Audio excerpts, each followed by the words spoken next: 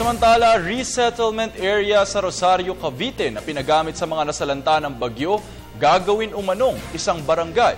Si Alvin Baltazar sa detalye. Dahil na rin sa inaasahang pagdagsa ng mga sinalanta ng nagdaang bagyong Yolanda sa Rosario, Cavite, kasunod ng bukas loob nitong pagtanggap sa mga typhoon victims sa kanilang lugar, isang bagay ang napagpasyahan ng alkalde nitong si Mayor Jose Rica Frente na inaprubahan naman ng buong konseho. Ito ay ang tuluyan ng lumika ng isa pang barangay sa bayan ng Rosario na para sa mga tinamaan ng matinding kalamidad galing ng iba't ibang lugar sa Visayas.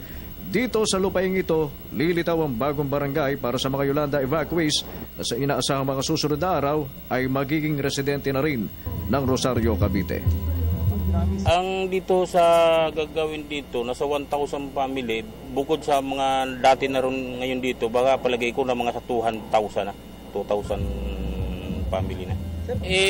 Pinapadali ho ni Mayor, asa ko siya dahil mga bukas siguro sinusukat na ng engineer Sinusukat na ng engineer ng dahil kailangan ni Mayor hindi magtatagal dahil sigurado dadagsain ng kami na kahit hindi taga Rosario tinatanggap namin dito.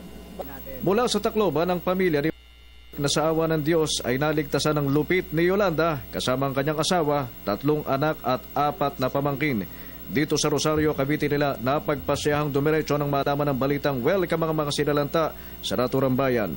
Para kay Mang Roderick, buo na ang pasyang iwanan na ang Tacloban at makapagsimula ng bagong buhay sa tulong ng pamahalang bayan ng Rosario.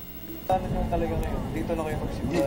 Dito na po tapos bibigyan naman po kami ng trabaho, ako at yung 2 kong anak. Yung sabi ni Mayor, magpapabahay po siya sa mga survivor. Tapos po yung mga anak namin may papasok sa trabaho, tapos naman po sa kolehiyo. Tapos yung 9 na pag-aaral ng isa kong anak, papatuloy din, tsaka yung mga pamangkin ko.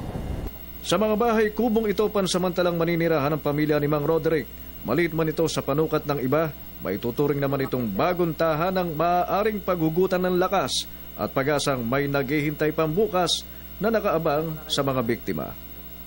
Para sa Telebisyon ng Bayan, Alvin Baltazar.